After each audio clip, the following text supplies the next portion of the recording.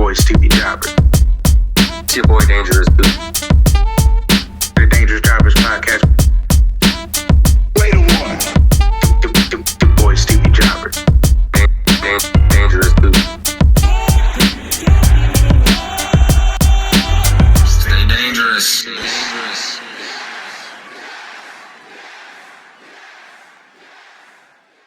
Ladies and gentlemen, boys and girls, children of all ages, it's your boy Stevie Jobber. It's your boy Dangerous Dude. And welcome back to the Dangerous Jobbers podcast, putting wrestling over one podcast at a time. Yes, sir. We are here at a new year with new things, a little bit of an old format, but we got some new segments for you in the new year. One of those segments we like to call the must-see matches. The must-see matches is a little bit different from a segment we used to have called the Wrestler of the Pod. Yes. Where we highlighted indie wrestlers or wrestlers outside of the big companies that you may not know, all of which you probably know now. Notable names like Myron Reed, who just debuted in AEW, Jordan Grace, Jordan Oliver, Busting the Brain, also just debuted in AEW. We wanted to kind of variate that in a way. I wanted to bring it back to the wrestling matches. We wanted to bring it back to just the matches you come across. All the wrestling is so filtered these days, and there's so much to keep up with. But we want to point out some hidden gems that might be through the week, that might be from old wrestling we watched, because we're old people sometimes.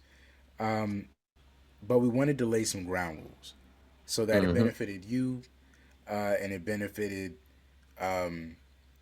whoever might be looking for the match of the week or the match of yesteryear. Just bored, looking for a great match to watch, somebody new to be interested in. And the ground rules were simple. AEW can only be current event. It can only be from this week or last week. We got to keep it fair because, to be fair, AEW is 1,000 miles an hour every night, and everyone's trying to have the best match of their career. So it's kind of hard to have it over time. It can be from anywhere. It can be anywhere from the indies. It can be on main roster. We try not to make it main roster, but it can be if it was just a great match. I think my pick for this week is from a main roster, so it's fine. But the bigger rule on top of all of those is we don't want it to be big mainstream pay-per-view matches. That means no Big Four pay-per-view. Duke, what's the Big Four? Just to lay it clear. So the Big Four for WWE would be no WrestleMania matches, no SummerSlam matches, no Survivor Series matches, and no Royal Rumble matches. Not gonna happen. That leads us to the first one. Just to set the example on this day we're recording it, I've switched the Audible from what I originally had the other day when we were having all those recording issues. Not that we're having those issues today. No, none whatsoever. The must-see match for me, just kick it off this week, is it's actually from WWE. It's from Friday. It's the TNA X Division champion going up against the United States champion Carmelo Hayes versus Leon Slater. I thought these two gentlemen put on a fantastic match.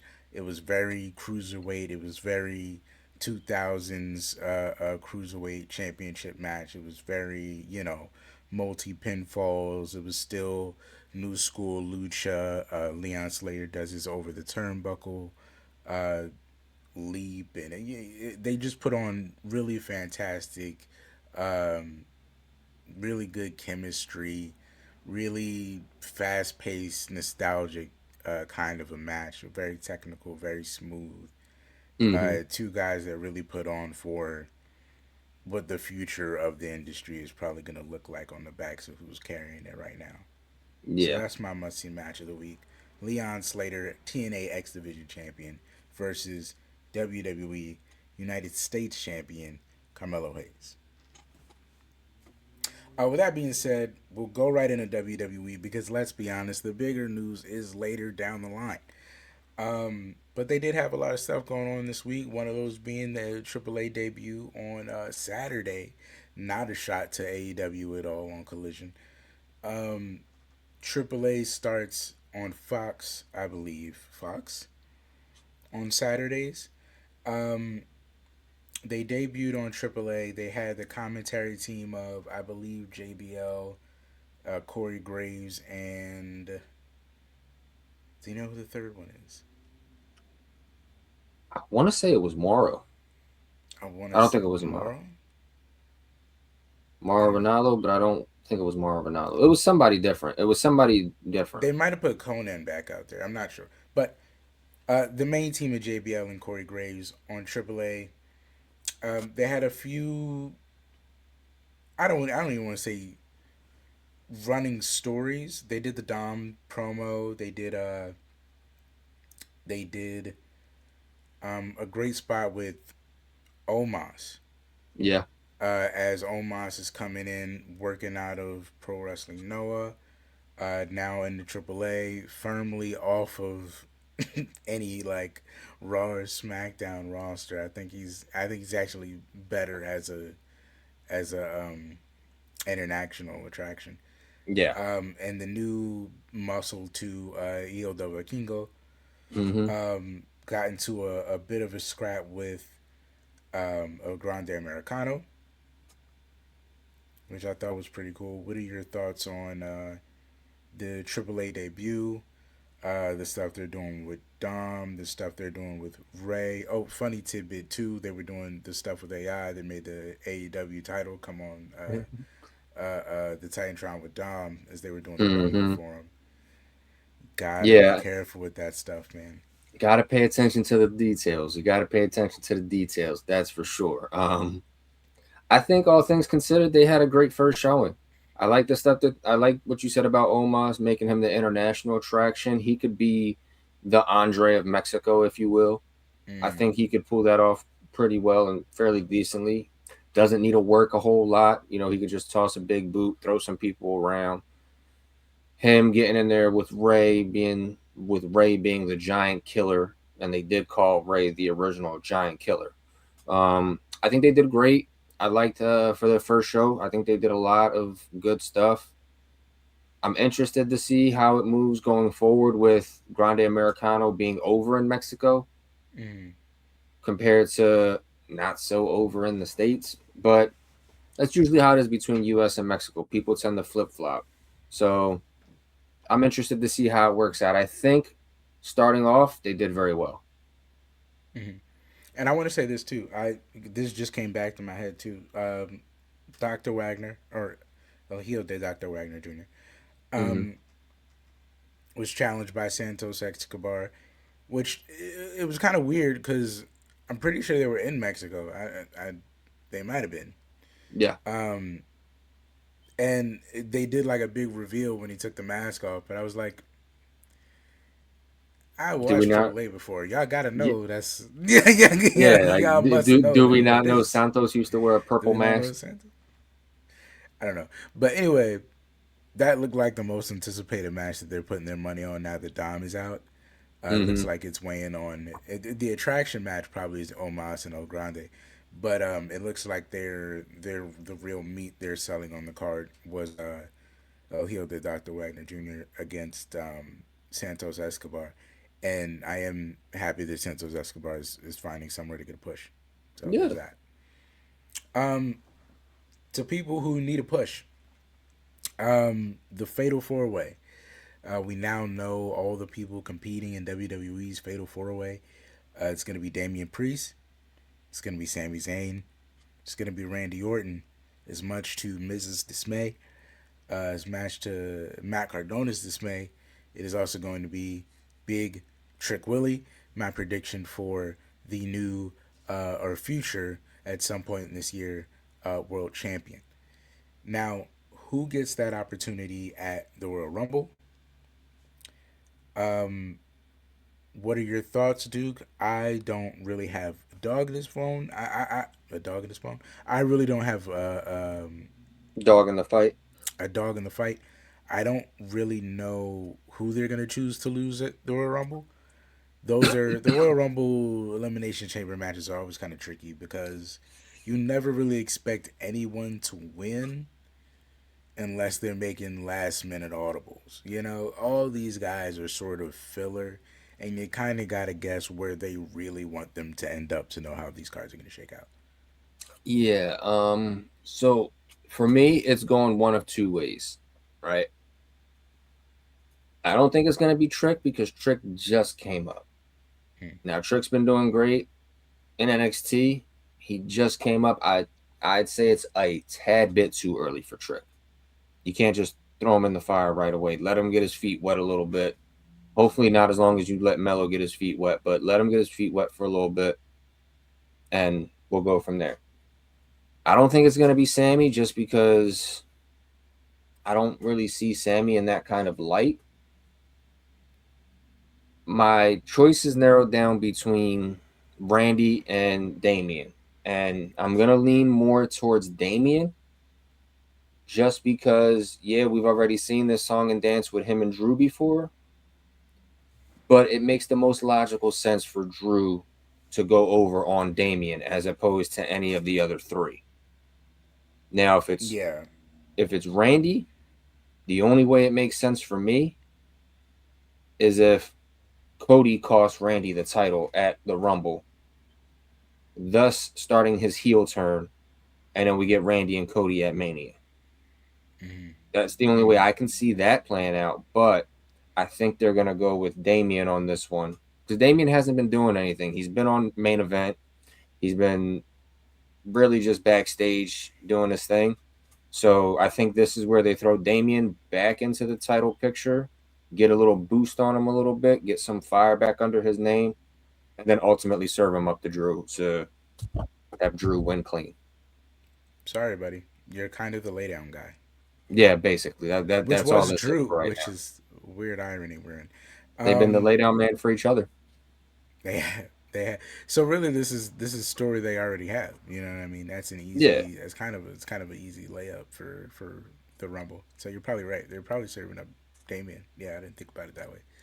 Um, I wanted to get your thoughts on this. It's not really news to us, okay? hmm But I did find it funny that they've switched again, once again, their Rubik's Cube for figuring out Mondays really has been revolving around who and what the Judgment Day are. Um, Much to the Bloodline, which I think they've now been doing longer than the Bloodline, honestly. I mean, the MFTs, yes. I don't really consider Bloodline story.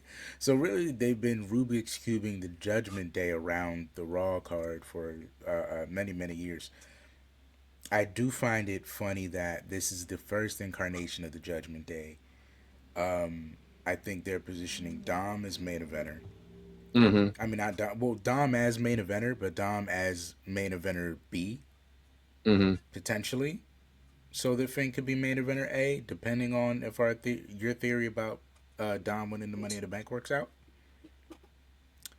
Coupled with, um, I don't know where JD and them are gonna fall, but it does look like they now solidly have Liv and Roxanne, the former singles champions, as tag team champions. Not to Vince McMahon it up, but Triple H absolutely went with the theory of, well, let's just put all the main eventers in tag teams and make a tag division. I'm actually not against it. We need more main event women, and the tag team division is garbage, always has been. So, might as well put some notable names on there. Um, what do you think about with it not being Liv, with it not being Roxanne, who I think both of us were thinking are definitely it's gonna be either one of them to be the singles girl. They're finally pressing the button on Raquel being the person for the single women's championship. And not that Triple H hasn't always had this plan, but it's the first time we as reluctant fans have to go, oh, they're gonna do it. Like it might not be right away, but they've Yeah, positioned Raquel to be the yeah, one. they've positioned her to be the woman in a sense, and I'm not mad at it. I actually, for a while, have thought Raquel has been sort of underutilized and undervalued in a sense. She can work decent in a ring with anybody. That triple threat she had with Stephanie Vaquera and Nikki Bella, she was probably one of the smoother ones in that match. I honestly think that match itself is the reason that she's rising to the top right now. Because if you can get in there with one of the best female wrestlers on the planet with Stephanie Vaquer and a Hall of Famer and Nikki Bella, I feel like the company sees that and goes, all right, she can work with a little bit of everything, and she's, not the standard build for a female talent. So let's see what we can do with this. It's sort of like a David versus Goliath kind of thing, even though it's not Hmm. really David and Goliath, but they really haven't had a giant champion since Nia, or like a Yeah, unstoppable force of a champion, as a better way to say it, since Nia. So I'm very much okay with Raquel being pushed. Winning remains to be seen, but eventually we can get there. But for now, I'm happy with Raquel being in the spot that she's in. I think hearing you say that, I think that if there's anybody for Raquel to beat for a world championship that no one would have a problem with, it would be Stephanie Vaquer. So, right, because she's still champ, right? She didn't have to relinquish it. No, no, no. But yeah, but again, like you said, Yeah, Stephanie Vaquer still has that little bit of an injury. She hasn't had a relinquish the title, but she's still the champion. So if she was to win at this point, wouldn't be the worst thing in the world. But now the question is, do you want Raquel walking into Mania as a world champion? That's the question. surprisingly, it depends on if she can be as good as everybody else. If she can be as funny as everyone else in Judgment Day, not as funny, but like as charismatic. If she can connect the same way everyone else has seemed to, because she's been able to play that. You say she's been underutilized, but she's been very much of a Tamina, an early Tamina. Early Mm-hmm. Tamina didn't have a whole lot of charisma. Later Tamina, they gave a lot of room for. But early Tamina was stoic and quiet and didn't have a whole lot of personality. Um, Raquel, she don't really put a lot of input in. It's a lot of nuance with her. You know what I'm saying? I feel like they're trying to make her female Diesel. So this is what I'm saying now. If she can lean into it and her personality can match that, I'll let it go. Cause now she's a somebody. Now she has something that I can connect to. Besides Mm-hmm. you just being this tall person that seems to be like the cane to everybody's smaller, not able to get a singles championship. So I'm going to team with you to get a tag championship gimmick. You know what I'm Mm-hmm. saying? My old people will know. Um, but that's where I'm at with it. So it's interesting to see her in that position when I feel like I don't know if she still has that ability to I think carry the she does. ball by herself. I mean, I like listen. I've been seeing her in situations where they have laid the ball up for her completely, and Dakota Kai's being the one cheered in the main event match. You know what I'm saying? It's just I've seen it play out different ways. Um, but I'll leave it there. Let's head over to where the best wrestle. Um, I believe that. I do believe that. Um, I just had 3 points here. Just some quick things to come across and some weird news. Um, One thing I wanted to pick your brain about the Bucks. Recently, the match that was gonna be my must see match, and it's absolutely a match you should go see if you're looking to just watch something really crazy for a good 15, 20, 13 minutes. I can't remember how long they gave them, but it was a considerable amount of time. Hmm. There was a fatal four way this week for the tag team championships in AEW, consisting of Jet Speed, the Bucks, the Gates of Agony, and Mark Davis and Jake Doyle. Jake Doyle, you might know as Jake something from TNA, and not to be absolutely cliche in this moment, but damn, they were something.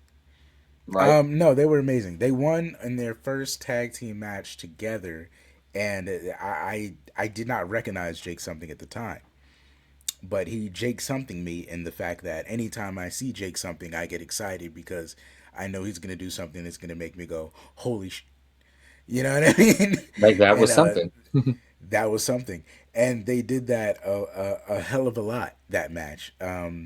But I wanted to pick your brain more importantly about the reset of the Bucks. Now that we've finished diminishing the Bucks, now that the EVP era is over, now that we've broken up the weird elite thing that was going on, now that we've redeemed Jack Perry from this horrible gimmick that we should never have gave him in the first place, now that we're back to square one with everybody's character arcs, how do you feel about the Bucks returning as full face Bucks?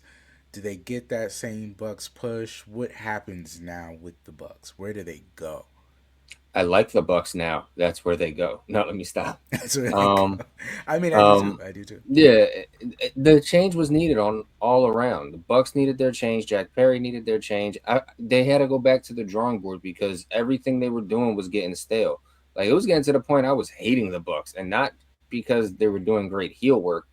I was just hating seeing them on TV. Yeah. Like it was getting bad. I got tired of it, and seeing them trying to like kind of like revamp and go back to not their original form, but go back to the drawing board and trying something else or creating something a little bit different. It's like a breath of fresh air in a sense. You know, Mm-hmm. too much of the same thing, you're gonna get sick of it. Mm-hmm. Eventually, you have to switch it up and put a flair on it, and that's kind of what they're doing now. My advice would be lose. Start losing. Hmm. start losing this year. Lose a Yeah, lot this year. Almost get there this year. A lot. You know what I yeah. mean? You can Like almost get there a lot this you year. can put That'd on be you can fine put with on me. quality matches and have great moments without having to go over every single time. It's Yeah, okay. and then 2027, whatever you want to do, you'll probably have the fan base for it again. But this year, you gotta lose. You got Drew Yeah. McIntyre it up a little bit. You got to eat some. Hmm. You know what I mean? You have to go to low road for a little bit, just so we don't, you know what I mean? Just so we don't OD on the Bucks all over again. I You got think to eat that some that's the chicken problem. shit a little bit before you can start eating chicken salad again. I credit whoever was in the back that kind of noticed it. Like, man, I think they're, hey man, I think they might be sick of us. I think they, Yeah. I think they, I don't think it's good heat out there. Anyway, so I thought that was funny to talk about. Something else funny to talk about, and I wanted to spend a little time on. It got real. I was really happy about this news, and then it got kind of weird, but I'm still happy about it. The Rascals originally, all four Rascals, the Rascals, if you don't know, being Trey Miguel, Zachary Wentz, Desmond Xander, Hmm. and Myron Reed, Hmm. right? Yeah. Um, the Rascals debuted in AEW. They've officially signed in AEW. Uh, Gotta say, the addition of Jake Something and the Rascals, quite amazing. It was originally all four. I've now been up to date and learned that it will only be three, unfortunately. But the great thing is they are opting out Trey Miguel, not opting out, but in lieu of Trey Miguel being released from his AEW contract to take a break from wrestling. I don't know why. He didn't say why. I'm not going to address it. We get Myron Reed, Zach Wentz, and Desmond Alexander. And I don't know who they're pushing as the singles guy yet. I think they push them as trios first, Hmm. and they feed Hangman and Jet Speed to them because what business did Jet Speed and Hangman have winning the belts anyway? Oh, the besides trios having titles. something to do. The trios titles. So I think they Okay. push them as the trios first. They win the trios titles until they figure out what they're actually doing with the Rascals, and then they lose the trios titles. They don't break up, but they start to pursue other championships. Yeah. I just feel like trios best place to start since now you really only have three of them. I do say that saying though, Myron for a majority of his career, as we both know, former wrestler of the pod, is a great single star. Hmm. So is Desmond as Wesley in NXT, but originally Myron for a lot of his career through the Rascals run has been a singles guy. And a lot of people thought it was very interesting that he had finally gotten like a long time contract in a major place to begin with. I think they Hmm. push Myron as the singles guy. I think you find some very incredible stuff with Myron. I've seen him live in MLW. Very impressive. And since we know the chemistry, like I feel like Myron is the best guy to push probably promo wise as well. And I just wanted to say this too. I saw somebody on Twitter, not that Twitter matters anymore, but I saw somebody on Twitter go when they were talking about the news of the Rascals and putting belts on the Rascals, asked the question of, I've seen a lot of people get signed to AEW, Hmm. and they go, how are these guys? What do these guys do that's different from what everyone else does? And Yeah. I didn't answer them in the moment because honestly, that's a conversation. But I wanted to say for that person here, and maybe I'll clip it and tag them later if it still comes to me. Um, the thing about the Rascals isn't necessarily in ring, and when you're considering people that sign to AEW, just as a notable point in general, you probably shouldn't be considering what they're doing in the ring. Like if Hmm. they're signed to AEW, it probably doesn't matter at that point. Like what they do in the ring is gonna be impressive because they don't sign anybody that's not impressive. So it's kind of a weird question to ask as a basis, but as for what they do outside of the wrestling, it's the gimmick itself, but it's the chemistry, it's the entertainment, it's the charisma. These guys, they just shine through. They are their, they are their thing. They have it. They figured it out. Hmm. They're not trying to be anything. They are who they are. They've been that for a decade. So it really is just the entertainment factor and the chemistry when they get in the ring. Like I love them all separately, but seeing them all together in the ring and the chemistry they have in a match, it's magical on that level because the Yeah. fluidity is almost unheard of. It's very machine gun, Hmm. but almost in like a I don't know, man. I often liken them to like a X Pac and RVD, like They're not to gonna be liked no make matter what. not to make comparisons, not to make comparisons, but it's like they had a litter of like cruiserweights, and Yeah. It's just the they're aura that like comes with it. it's incredible. Um, and I'll leave this to you. I wanted to leave you with this thought for AEW, and then get your. We'll move over to TNA. MJF is champ now. Hmm. We've reintroduced the big blue, big Burberry belt. Yeah. We've reintroduced it. MJF is champ now. There wasn't a huge much of a story about it. He had won an opportunity. He had cashed in on a triple threat that became a fatal four way. Walked out with the title. MJF had said something along the lines of basically playtime is over. Yeah. And I don't know about you, which is why I'm asking. I'd seen the promo and I felt I'd watched live the night that he came back, Hmm. and or the night that he declared, making it a fatal four way out of a triple threat, and it was very much felt like, yeah, this was needed.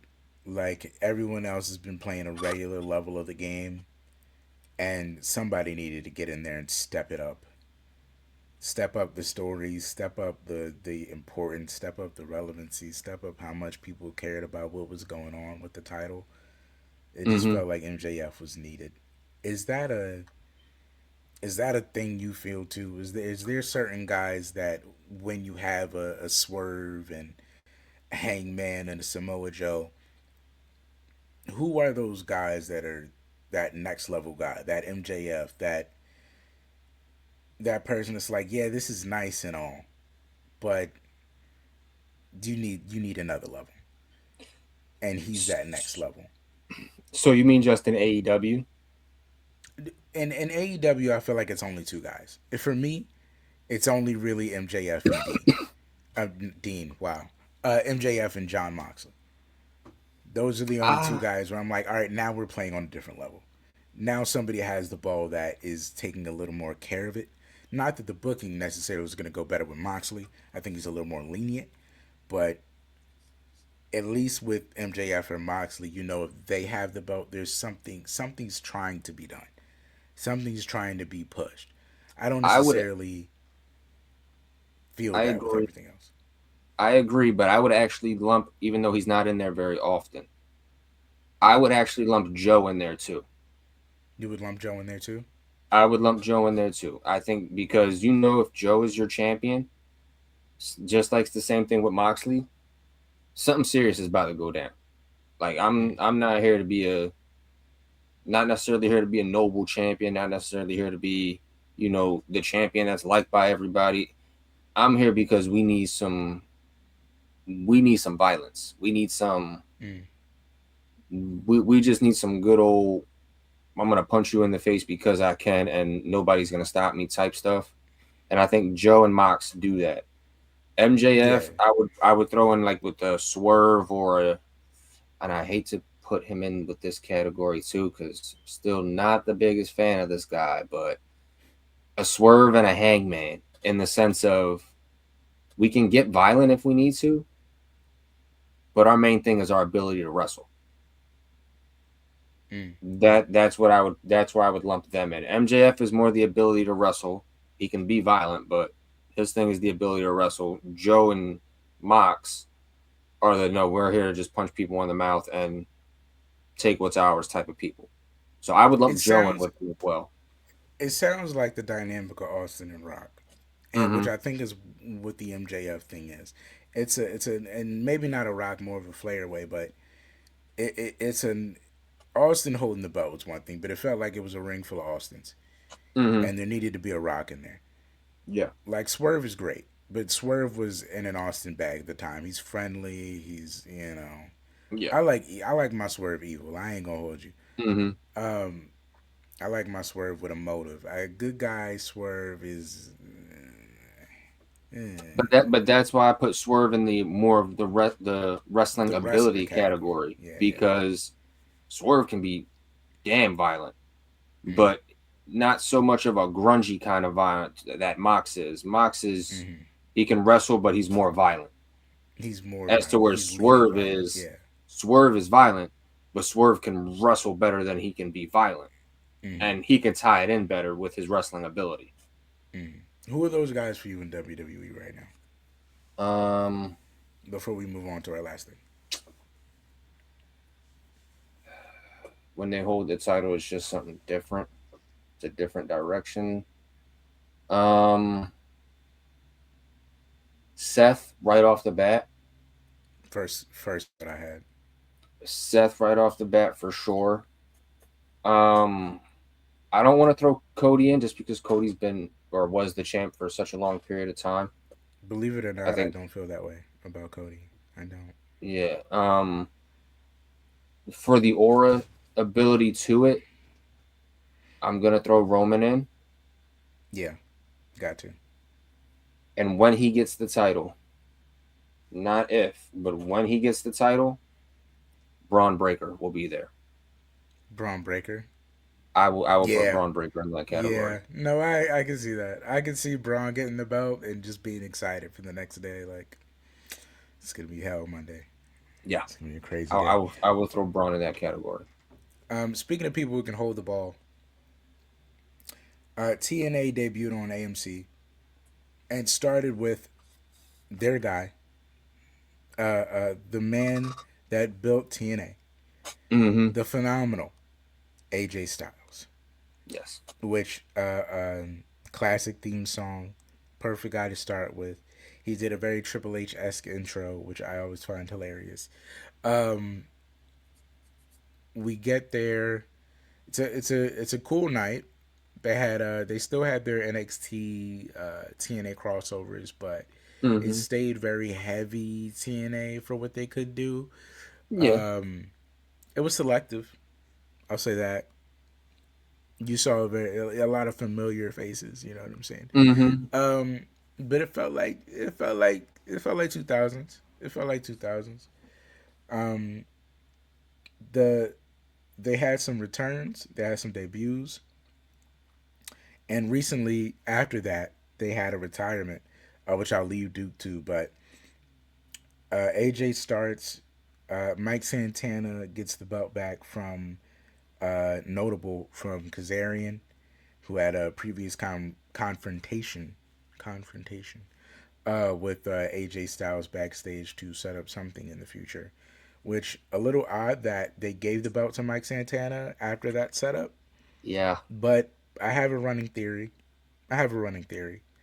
I have a fantasy book this scenario. I won't explain to you now because we're deep in the pod, but I have a scenario about where that could go. Um, and then, of course, on to some more exciting things. Sonya Deville debuts to help Santino Marella. Um, but ultimately, we know uh, Daria Ray or Sonya Deville is no good as a face, so she immediately turned heel on him and debuted her first heel, being Elena Black. Duke, how do you feel about that? How do you feel about Elena Black getting her back, getting her in TNA? What she could do for the Knockouts division? Is this just somebody else, or do you think they're gonna push her as a main eventer? First off, there was literally nowhere else for her to go. I mean that. I don't mean that in a bad sense because you got released from WWE, which was a sad thing. I was not gonna lie. I was kind of sad to see her go. Everybody was. Um, yeah, everyone has different reasons, but I for one, I thought she could have had a good gimmick with Raquel for a little while, but it is what it is. But you get released from there. The options for her are somewhat slim.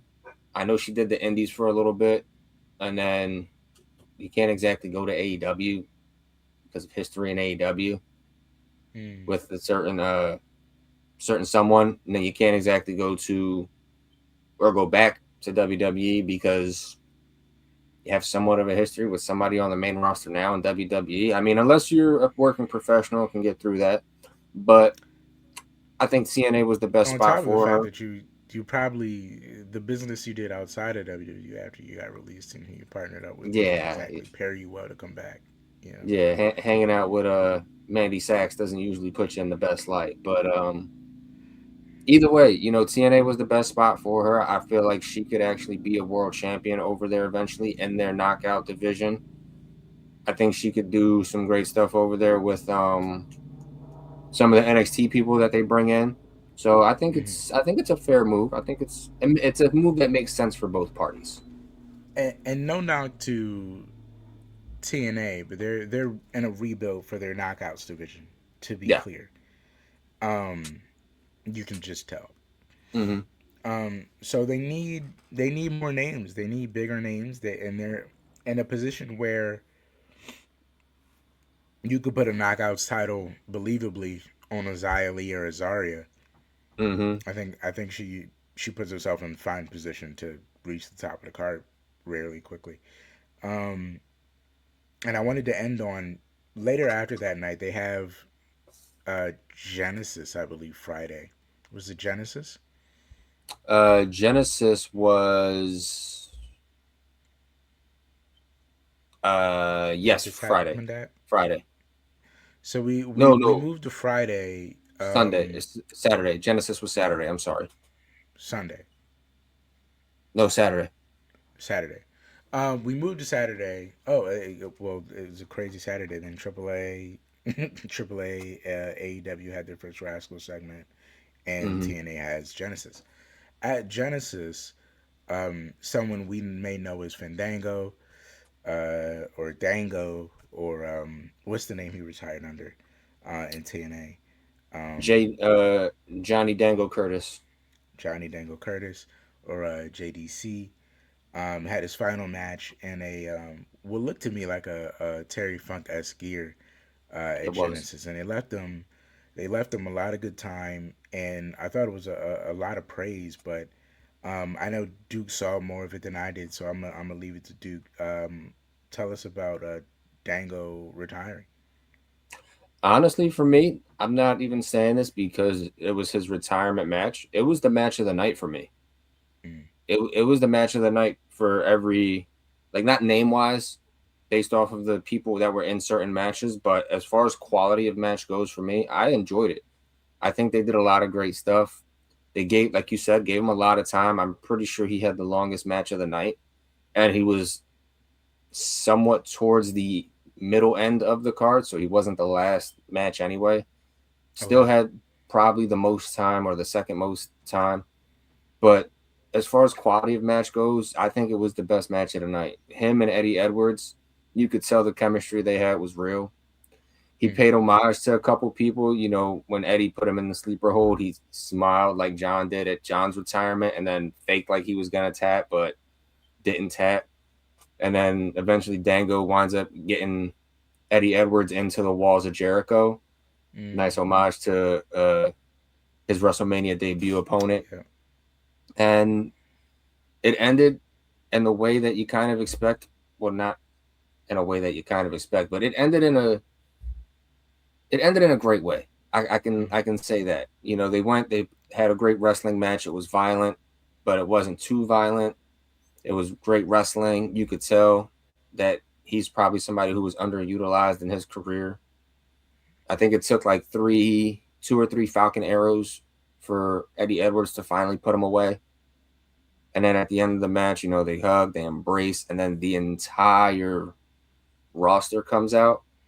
And that was what caught me off guard was, all right, you know, you expect maybe like some of the close friends for somebody who wasn't a big name. A couple mm, close friends come out, embrace whatever, but no.